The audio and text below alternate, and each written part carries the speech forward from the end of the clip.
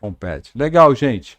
Hoje encerra a série Sobreviver, ou seja, sobre como viver nessa época aonde nós estamos trazendo desde o ano passado a dor de várias mudanças. E uma certa vez uma amiga que é psicóloga, ela falou com muita clareza que não vai ser, ninguém passa pelo que estamos passando sem carregar consigo algumas coisas, sejam dores ou algumas já podem até ter se tornado cicatrizes. E na semana que vem nós começamos a nova série do Galpão 316, aproveitando o mês que deveria ter sido o mês do carnaval, mas não vai ser, todos sabem, para falar sobre a série Felicidade Sem Máscaras, o caminho da felicidade em um ano sem carnaval.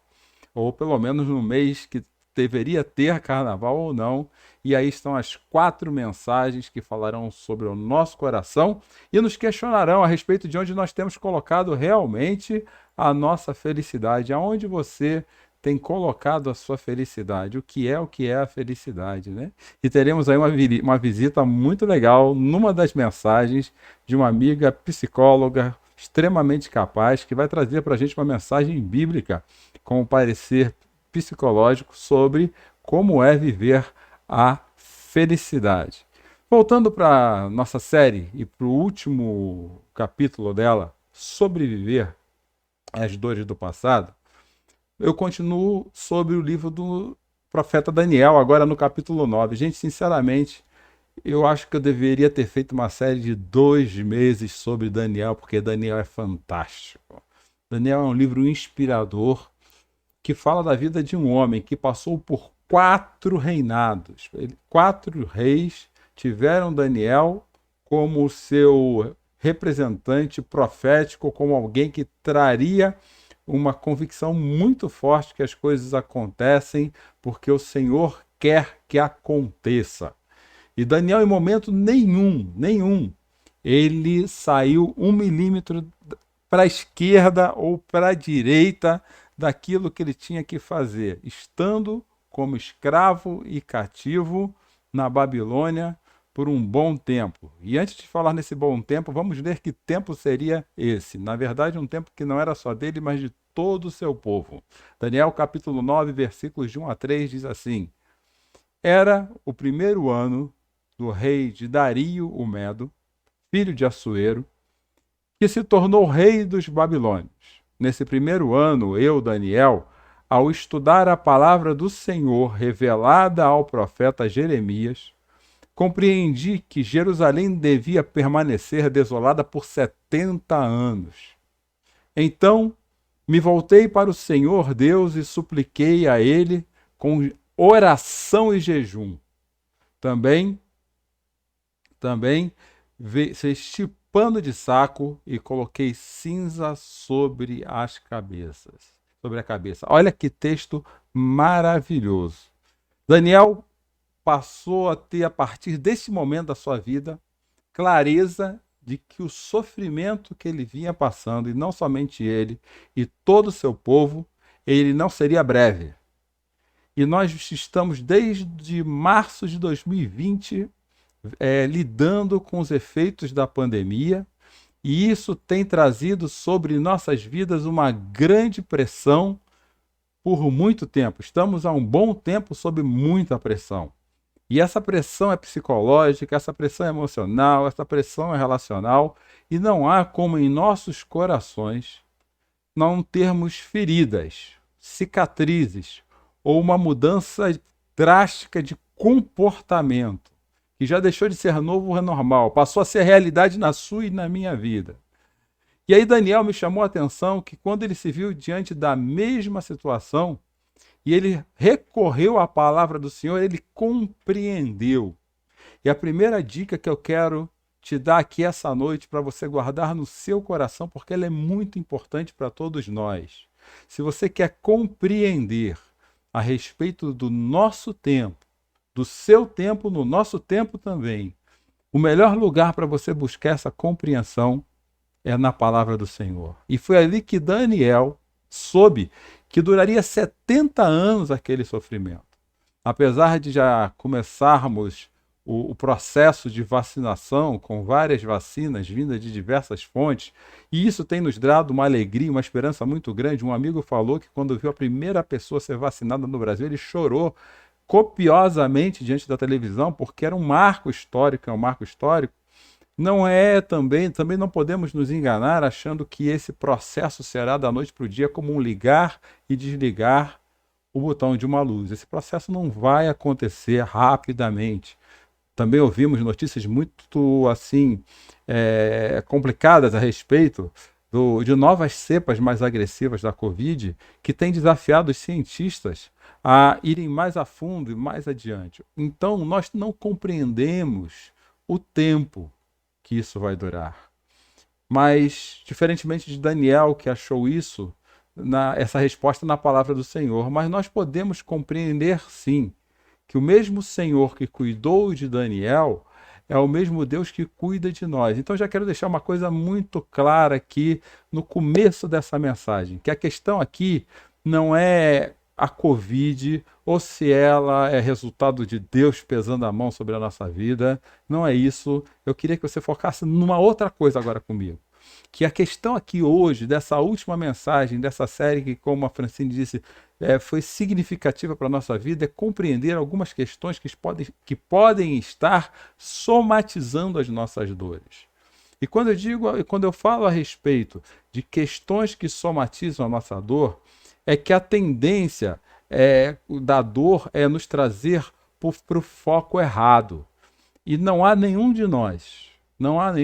Eu me peguei várias vezes com meus olhos querendo enfraquecer, questionando às vezes a fé, ou questionando até Deus por questões que eu preciso, por demandas que eu preciso lidar com a Covid. O fato central aqui é que todos nós, quanto mais vai passando o tempo, mais fragmentados e desolados nós vamos nos tornando, como se as opções tivessem saído da nossa mão. Mas antes da Covid, há uma grande desolação em nosso coração. A desolação que nos distanciou do propósito inicial, que era servir e amar a Deus com todo o nosso coração, com toda a nossa alma e todo o nosso entendimento. E isso é o resultado desse serviço a Deus, desse propósito de servir a Deus, era o que nós chamamos de adoração. Adoração não é simplesmente música, adoração é uma resposta da minha vida vivendo segundo o propósito de Deus. E quando isso aconteceu, na criação de todas as coisas, nós vivíamos um ambiente de shalom. O shalom de Deus é um ambiente perfeito e completo, onde não haveria problema. E lá, quando Deus cria todas as coisas, Ele criou entre nós e todos os nossos relacionamentos três eixos perfeitos de relação. Uma relação pura, limpa, sincera com Ele, porque era muito clara para a sua mente, para a minha mente, para a mente da humanidade daquela época, que a única coisa que nós teríamos que fazer de mais profundo da nossa vida era adorarmos a Deus. Uma relação muito clara entre nós e os nossos pares, entre os outros seres humanos, porque não havia necessidade de concorrência. Nós nos completávamos para cumprir um grande propósito. E uma relação muito bela com toda a natureza, e por assim dizer, com toda a criação, com os animais, com as plantas, porque toda a natureza faz parte de uma criação que nós também fazemos parte. Então, todo o nosso ecossistema, vamos falar assim, pessoal e humano, na relação com Deus, com o divino, com as pessoas e com o ambiente, era perfeito, era para ser perfeito. Mas a maior pandemia que a humanidade sofreu a partir de uma decisão que ela tomou, a maior doença, o vírus instalado mais profundo da humanidade, não se chama Covid-19. Ele se chama pecado, porque foi nesse vírus, instalado no nosso coração por vontade nossa, que todas as relações foram corrompidas. Nós deixamos de querer viver o propósito de Deus para querer que Deus viva o nosso propósito. Deus sai do centro da nossa relação com a vida e nós nos colocamos no centro da nossa relação com a vida. E com isso, os outros relacionamentos do nosso ecossistema, do nosso ambiente à volta, eles começaram a ficar comprometidos. As nossas relações familiares começam a ficar caóticas, mesmo que nós façamos um esforço muito grande para haver paz dentro de casa, a nossa natureza às vezes não permite isso. Nossa relação com as belezas de Deus, com a criação, são extremamente drásticas, como há pouco nós estávamos falando a respeito do grande desmatamento, da grande queimada, talvez ou provavelmente provocadas por questões políticas, num dos maiores ecossistemas do nosso país, que é o Pantanal. Tudo isso é fruto do maior vírus implantado no coração de 100% dos seres humanos que nascem e podem não morrer com eles. Só não morre quando esse vírus é curado pelo amor redentor de Jesus Cristo, no dia que eu aceito a cura da sua salvação e da restauração da minha vida. Mas ainda não voltaremos àquele Shalom. Mas estamos na direção dele, nós, discípulos e discípulas de Cristo, estamos na direção dele, porque nós acreditamos e confiamos no poder de Jesus na nossa vida. Nós acreditamos e confiamos que Jesus ele está agora aí na sua casa, junto contigo, ao seu lado, ministrando e falando ao seu coração e dizendo: confie em mim, embora você não saiba o tempo de todas as coisas, porque eu sei o tempo de todas as coisas, diz o Senhor. O mesmo Deus que conversou com Daniel ao abrir as Escrituras Sagradas é o mesmo Deus que está conversando contigo agora, diante das Escrituras Sagradas projetadas por essa tecnologia do século XXI. A tecnologia do tempo de Daniel era os papiros, a tecnologia do século XX era o papel. A do século XXI, nesse período de pandemia, tem sido a tecnologia das redes sociais e das transmissões online. E nós perdemos a dimensão do senso de propósito que nós precisamos ter com o Criador para que a nossa vida tenha propósito, porque nós resolvemos viver o propósito do nosso eu e aí começamos a achar que a nossa dor é a pior, que a nossa casa é a que tem menos coisas, que os nossos relacionamentos são os mais destruídos de todos, que a nossa vida é a pior vida do mundo. Isso não existia antes do pecado tomar conta da nossa vida. E aí eu venho acompanhando a busca de métodos para métodos que respondam o nosso eu fragmentado. Quando eu falo métodos, eu vou ser um pouco mais específico, se você me permite nesse instante. Até o século XVIII, as pessoas buscavam a resposta para os seus problemas internos em Deus. Mas nós não éramos muito bons nisso. Não éramos muito bons porque esse mesmo vírus do pecado, ele corrompia a nossa forma de lidar com Deus, como faz até hoje. E nisso, a humanidade ela trocou a religião na educação familiar para a ciência na educação familiar. A matemática, com a sua dita precisão, ela tornou-se uma forma mais objetiva de entender a vida do que entender a Deus. Por volta de 1950 surgem umas novas ciências que não são tão matemáticas, ligadas à psicologia, à filosofia, ligadas a questões mais subjetivas, que são cientificamente reconhecidas e são muito boas. Tudo isso que eu estou falando é muito bom. Agora, recentemente, nós falamos no século XXI, nesses últimos anos, da neurociência, que tem trazido contribuições poderosíssimas. Eu creio que tudo isso, gente, que eu falei aqui, esteja inserido dentro desse bojo, desse pacote, são ferramentas que Deus possibilitou a humanidade ter para cuidar da criação.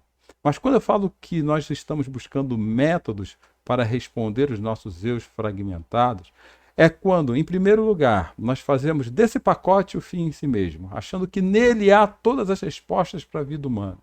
E do outro lado eu vejo surgir um outro pacote muito mais perigoso, das pseudo-filosofias, coisas que têm aparecido e nós temos nos apegado com unhas e dentes, coisas que são os novos magos, as novas superstições, o novo misticismo do século XXI com um nome diferente. E as pessoas têm se agarrado a elas para dar propósito à sua vida. Nunca a humanidade sofreu tanto por falta de propósito e descobriu que tinha essa falta por causa da pandemia da Covid, como tem sofrido nos últimos tempos.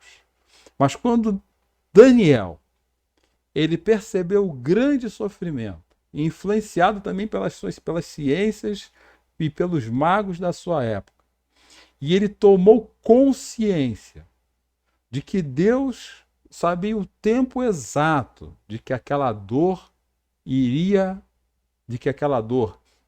passar. Daniel, ele fez uma coisa que talvez eu e você devêssemos tomar consciência agora. Ele diz assim: então me voltei para o Senhor, Deus, e supliquei a Ele com oração e jejum. Também vesti de pano e saco e coloquei cinzas sobre a cabeça. Orei ao Senhor, meu Deus, e confessei. Quando Daniel tomou consciência de que a Deus pertencia o tempo, das dores serem retiradas do coração da humanidade, quando Daniel tomou consciência disso, ele cometeu pelo menos 4 ações extremamente positivas, que eu e você deveríamos aprender com ele nesse momento. A primeira dela, ele voltou-se para Deus, não qualquer Deus, meu Deus. Diante da incerteza do nosso futuro, quando temos que lidar com as dores que já estamos carregando há um ano, Daniel nos ensina que a primeira coisa que você e eu temos que fazer é voltar-se para Deus, não qualquer Deus, o seu Deus, aquele Deus que eu falei agora há pouco, que Jesus Cristo se tornou visível. Jesus Cristo é o Deus encarnado na história, que Jesus Cristo é a forma que Deus se apresentou. Eu preciso me voltar para o meu Deus e orar. As primeiras respostas a respeito das nossas dores do passado, elas são encontradas nas nossas orações ao Senhor. Depois Daniel ele foi um pouco mais adiante. Olha que interessante. Ele, além de se colocar em atitude de oração, ele se colocou em atitude de súplica. Eu me coloquei diante de Deus e eu supliquei com oração e jejum. Perceba que Daniel não está falando aqui de uma oração simples, uma oração que eu faço antes do almoço para agradecer o alimento, ou à noite para agradecer durante o dia que eu tive, ou de manhã para pedir proteção e graça sobre o dia que terei. É uma oração com choro, uma oração com lágrimas. Ela vai além da nossa mente. Ela atinge o coração de Deus porque ela sai da parte mais profunda da nossa alma. E se preciso, como Daniel, me privar das minhas atividades e até das minhas refeições, para ter toda a minha mente e coração focada nessa oração de suplicar ao Senhor, assim o farei. E esse é o significado do jejum. O jejum não é um rito. O jejum é quando eu resolvi abrir mão de todas as minhas atividades da rotina diária, inclusive passar pelo sofrimento de não me alimentar, porque eu vou colocar todas as minhas forças diante de Deus em oração. E Daniel não fez isso exigindo nada de Deus, porque se eu olhar um pouco mais adiante, esse mesmo versículo, gente, 2 versículos ensinando demais para a gente, você já percebeu? Ele vestiu pano de saco e colocou cinza sobre as suas cabeças. Sabe o que significa para o povo de Daniel e deveria representar para mim também isso hoje? Vestir pano de saco e cinza significa humilhação. Rasgo as minhas roupas. Esse era um costume. Eu não sou nada diante do Senhor. E você vai reparar que por diversas vezes na Bíblia, toda vez que um hebreu ou um judeu, ou até mesmo você vê nos evangelhos, nos discípulos de Cristo, esse hábito, toda vez que eles queriam se humilhar diante de Deus, eles rasgavam suas roupas, dizendo: Eu não sou merecedor. Eu não sou merecedor. E a cinza representa quem nós somos diante de Deus: pó. Pó, Senhor, eu sou só o pó diante de ti. Estou me colocando aqui em oração, disposto a abrir mão de todas as questões do meu dia, desse tempo que eu estou tirando para o Senhor, e colocar as dores mais profundas da minha alma diante de ti. E faço isso com uma humilhação profunda. E a principal coisa que Daniel fez, a primeira coisa que Daniel fez não foi reclamar da vida, não foi falar dos problemas que ele tinha. A principal questão que Daniel colocou diante do Senhor foi: e confessei. Confessei quem realmente eu sou. Eu sou egoísta, autocentrado, acho que os meus problemas são maiores do que os dos outros. Permito que meu ego esteja sempre adiante das minhas melhores opiniões e dificilmente eu sigo aquilo que Deus diz que eu tenho que seguir.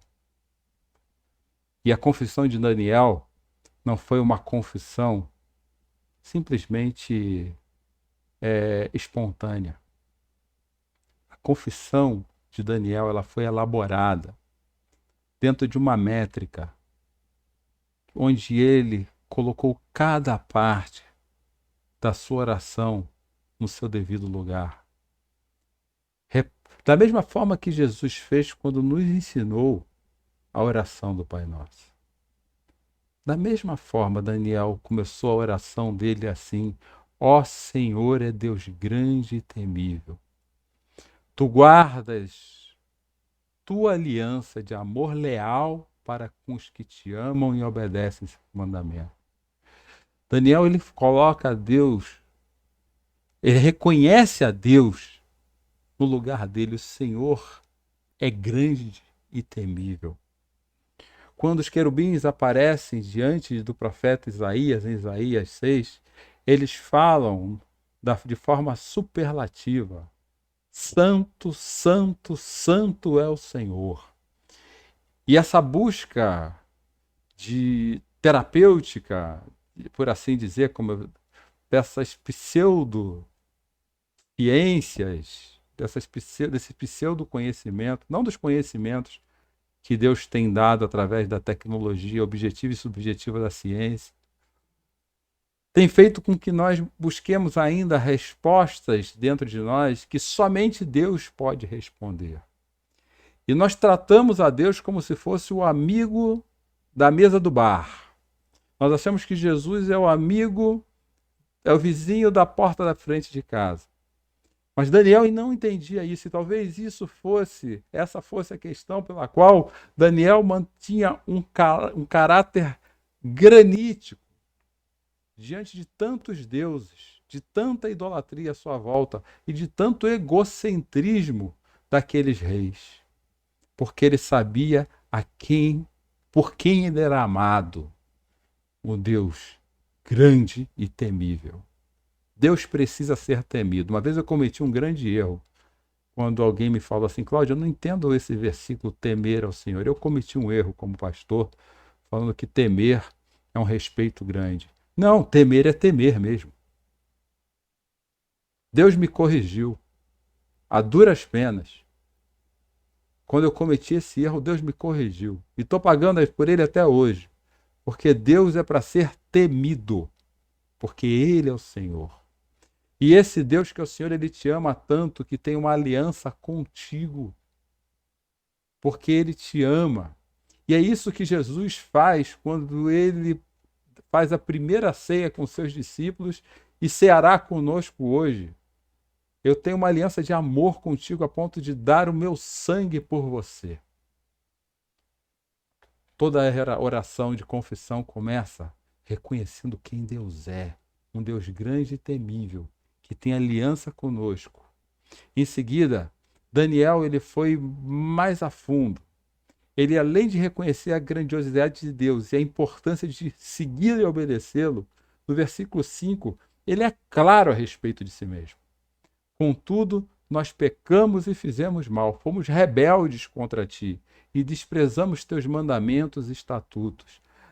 Gente, para mim, nesse texto enorme de Daniel 9, que você pode ler depois, essa talvez seja a parte mais franca de uma oração que sai de dentro de nós. Eu pequei e fiz mal. Nós nos escondemos, às vezes, em alguns versículos e fazemos dele como clichês espirituais para a nossa vida. Do tipo, quem não tiver pecado, que atire a primeira pedra. Cuidado para você não estar fazendo desses clichês espirituais a sua zona de conforto. Um outro muito comum é que a graça do Senhor me basta.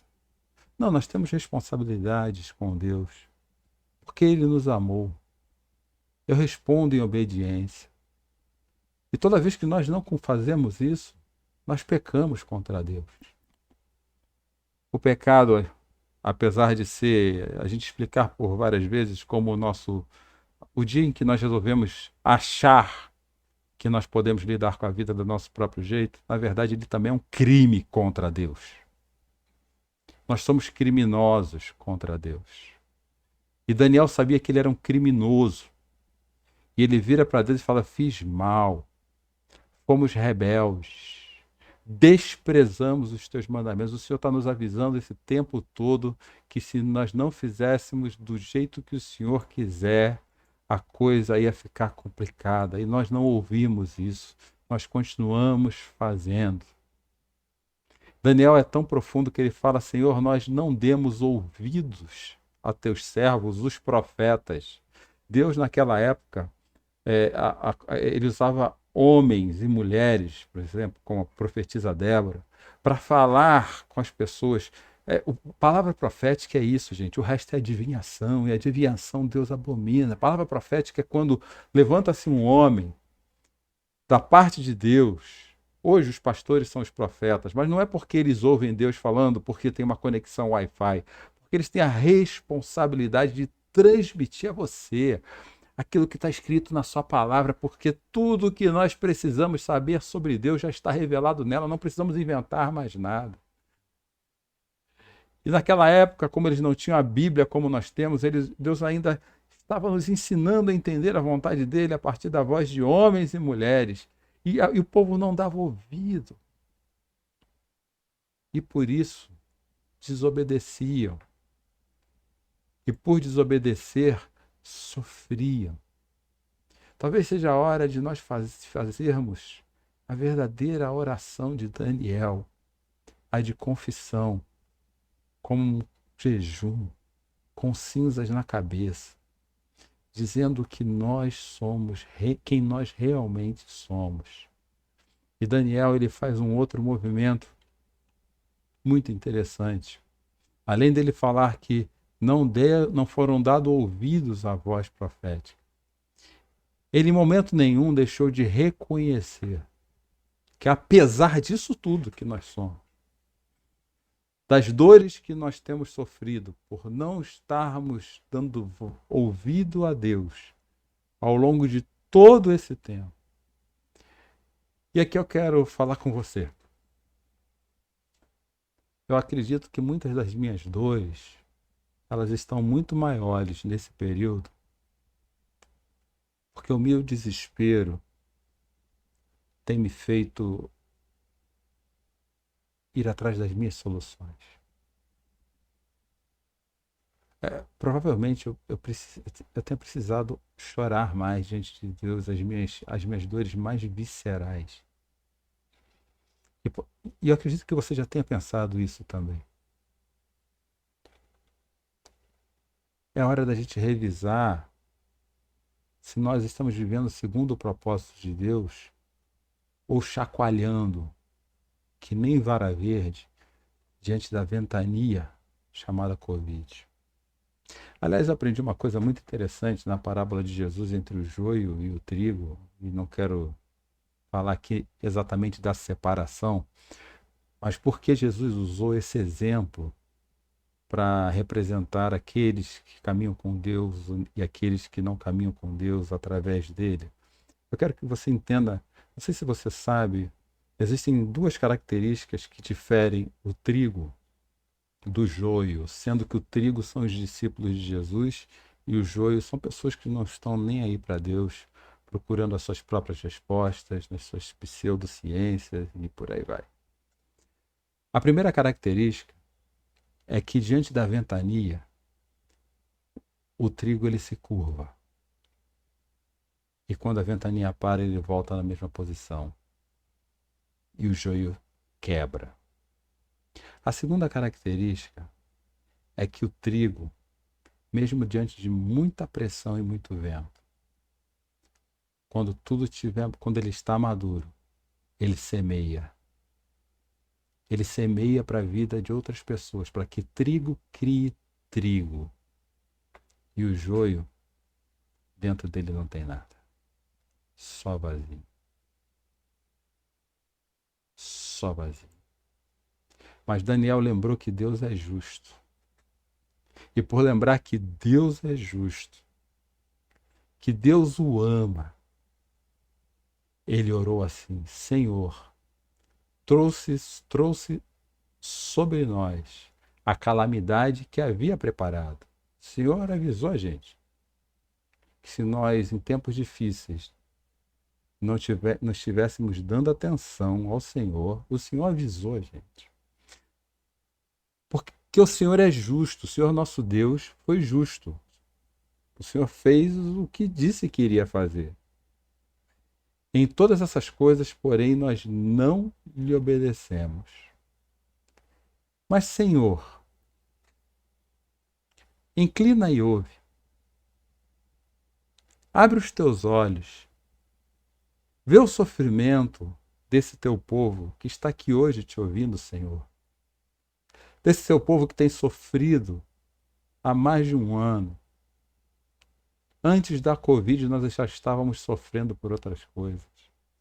Vê como a nossa cidade está, veja como Sorocaba está, como Votorantim está. Veja como a cidade santa, que é teu povo, dentro da cidade de Sorocaba está. O teu povo é santo. Nós estamos em ruína, sofrendo. Nós estamos suplicando. Fazemos essa súplica porque não merecemos. Repare o que Daniel fala. Fazemos esta súplica não porque merecemos, mas por causa da tua misericórdia. E Daniel pede a Deus misericórdia. Eu acho que é isso que a gente precisa começar a fazer agora. Aliás, eu acho não. Quem acha não acredita, né? Eu creio que é isso que nós precisamos começar a fazer agora. Em vez de potencializarmos as dores do passado, nós devemos ter coragem de fazer o que Daniel fez. Voltou-se para o Senhor, o seu Deus. Suplicou, colocou ali para fora tudo, exatamente tudo.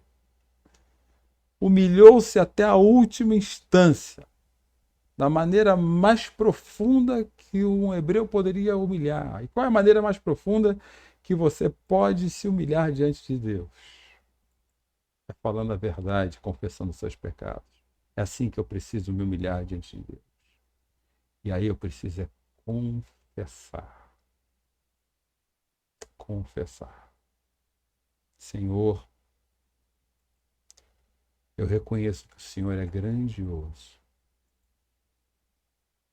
Eu reconheço realmente que eu não tenho te obedecido.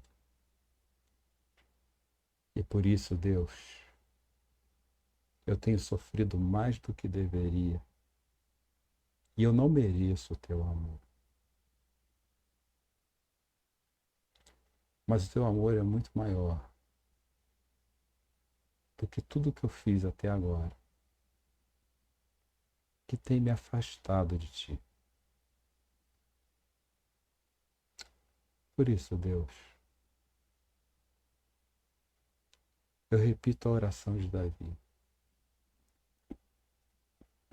Não olha para mim segundo os meus pecados,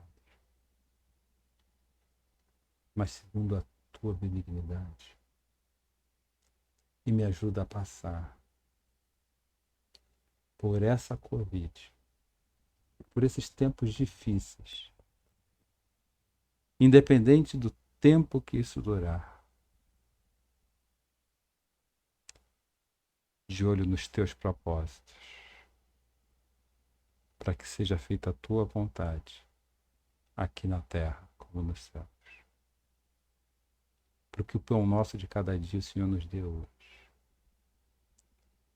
Pedimos perdão pelas nossas ofensas, assim como nós perdoamos quem nos tem ofendido. Não deixa a gente cair na tentação de olhar para o nosso ego, mas livra-nos da maldade, não só da externa, mas da nossa própria maldade.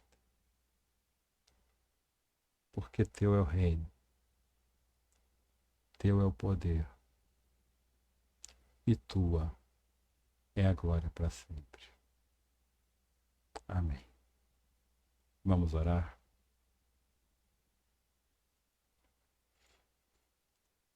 Pai querido, nós nos colocamos neste momento diante do Senhor, buscando forças para viver nesses tempos.